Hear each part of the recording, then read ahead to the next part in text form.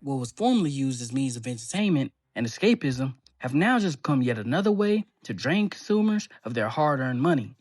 Both video games, specifically yearly sports games, and the music business, specifically hip hop, have instituted damaging practices that harm those that seek only to engage with them. This harmfulness doesn't just affect consumers, though, as in the case of the music industry, those that produce the music we all love are often the first victims of the predatory practices long established by music industry veterans, creating contracts that prey on those who aren't well versed in contract law. And prior to the start of loading up modern sports games like NBA 2K, players must sign a contract removing players' ability to take legal action against being harmed by addictive game design or lost money to 2K games' virtual currency practices. This specifically applies to gamers in the United States, as Europeans have much stronger rights when it comes to user services. In both fields, consumers have become more conscious of the role companies play in affecting their enjoyability of their favorite pastimes and the implementation of policies that ultimately harm the consumer. Thus, there has been an ongoing conversation on how greed kills sports games and the music industry. I recently made a video on how Major League sports organizations like the NBA and NFL have completely acquiesced to the profit that large sports betting companies have brought in, leaving many to question the authenticity of the happenings on the court or field. America has always been a nation run on excess, and with the growing legalization of online gambling services, it is no surprise that these predatory gambling practices have been implemented in other forms of media as well. 2K, I vividly remember it being in NBA 2K13 with the introduction of the game's virtual currency. Initially, it started as the currency by which players could upgrade their virtual avatar, strictly attained through gameplay. At the time, this seemingly small addition came in the rise of other phone-specific games that realized they could bait players into purchasing their version of virtual currency that preyed on their player base, offering them a variety of in-game rewards, like extra lives in Temple Run or Subway Surfers, and games like Angry Birds and Candy Crush offering boosters. Once you look deeper into these freemium games, you start to see a predatory cycle that preys on those with money to spend and also those vulnerable to psychological manipulation, such as individuals with addictive tendencies, ADHD, or children. But the gaming industry isn't the only one that preys on those susceptible to manipulation. The music industry does the same to aspiring artists. Labels tend to monitor and scout talent young, monitoring their progress and waiting for the opportune moment to strike at the hearts and pockets of striving artists. They come to these artists promising a lifetime of fame and fortune, all the while concealing important information like royalties, release commitments, master recordings, and more. However, labels will often obscure this information intentionally, even going so far as to offer proxy lawyers who, on the surface, are committed to negotiating a fair contract for the artist, but too often are working in cahoots with labels to sign contracts more favorable for them, not the artist. There's a reason many TikTok stars and the like get picked up by major labels. They have a following. The labels know they can sign this person for an album or two, everyone makes some money, and they're on to the next. One such case of modern label exploitation is the R&B group TLC. In an interview, Lisa Left Eye Lopez, one of the group's singers, breaks down the math of how a band can sell millions of records and still end up broke due to industry contracts. All right, this is how a group can sell 10 million records and be broke. And everyone, get ready to do your math. Okay, there are 100 points on the album. TLC had 7. Every point is equal to 8 cents. All right? 7 times 8, 56 cents. That means every time an album gets sold, TLC gets 56 cents. So 10 million records, $5.6 million. Seems like a lot of money. Well, it's not a lot of money when the record company has spent $3 million to record your album. And in the record business, we pay all costs back to the record company. We pay recording costs, video costs. So now we have $2.6 million left. Well, guess what? When you have that much money, you're in about the 47, 48, 49% tax bracket. So that immediately gets deducted to $1.3 million. Then you split the rest 3 ways. you got about $300,000 apiece, if that much. Okay? $300,000. I can buy a nice house with that. And what am I going to pay my bills with? This greed from those that control the means of production to exploit the same people that consume their products works as a double-edged sword for consumers. In gaming, the lack of innovation has hurt longtime players' faith in the 2K brand.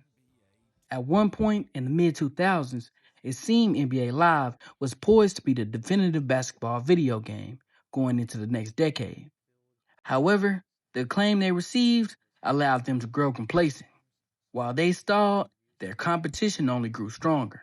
With the introduction of innovative new game modes like the now staple My Career, which placed players in the sneakers of an NBA player, along with others like My GM, My League, My Team, as well as cosigns from some of the NBA's greatest athletes, made 2K an absolute powerhouse.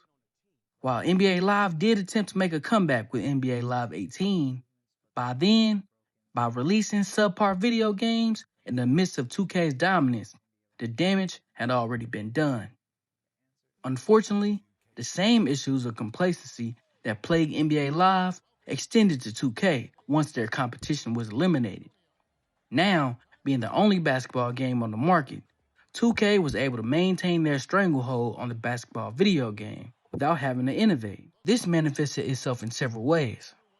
Firstly, they scaled up their predatory microtransaction tactics by making everything in the game's best mode reliant on their virtual currency. From upgrades to boosts and even cosmetic purchases, there was even a time on 2K18 universally panned as one of the franchise's worst that haircuts had to be purchased with VC. Just like in real life, this virtual currency was subject to inflation, with every game releasing, the VC being worth less, but gradually becoming more expensive to buy with real world money.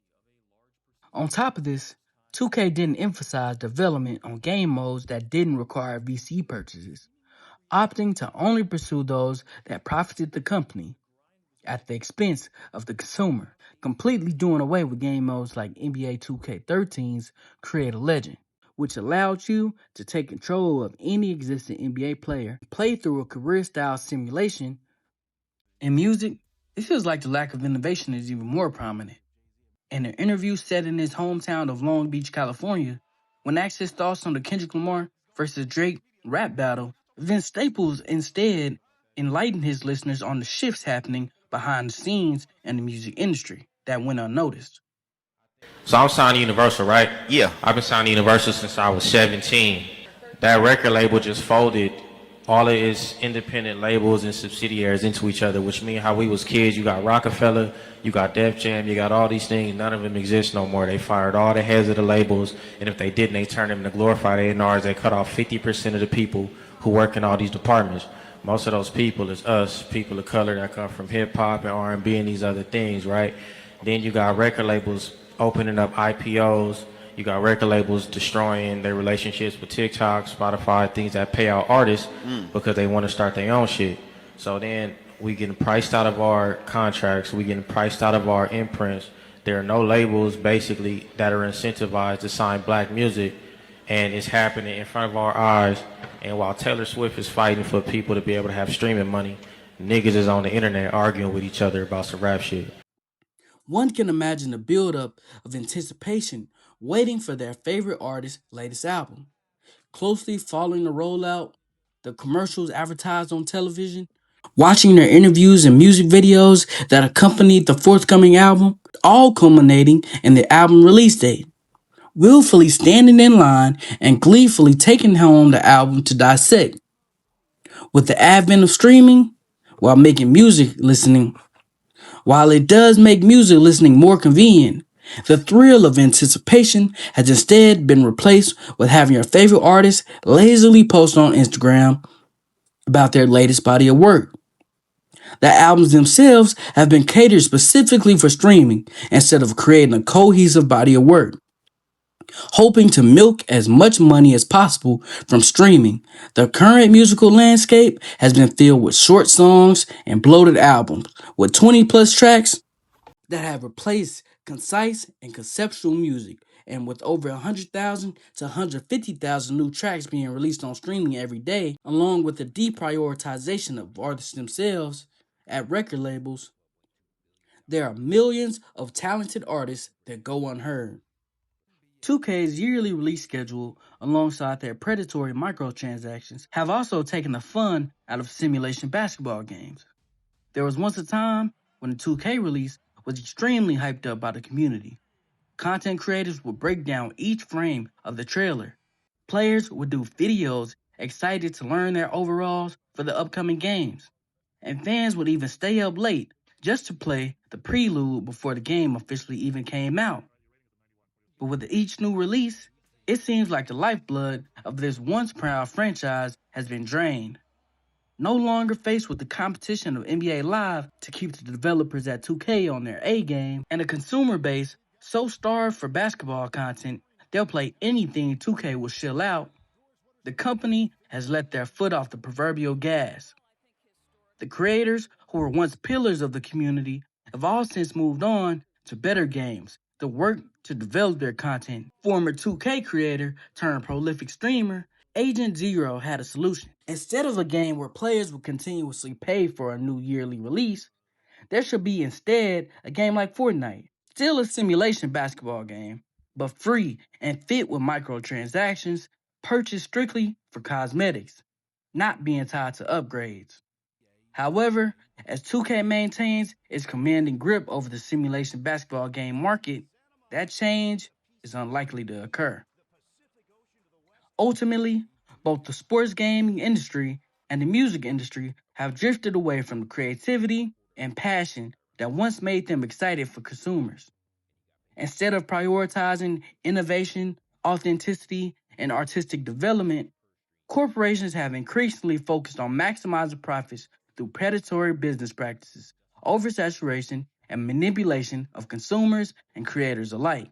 Whether it is NBA 2K relying on microtransactions and yearly releases with minimal improvements, or record labels pushing algorithm driven content and even AI generated artists, the result is the same: the gradual erosion of trust, creativity, and genuine enjoyment. And community driven now often feels manufactured slowly for profit. However, growing criticism for gamers, artists, content creators, and consumers demonstrate that people are becoming more aware of these exploitative systems.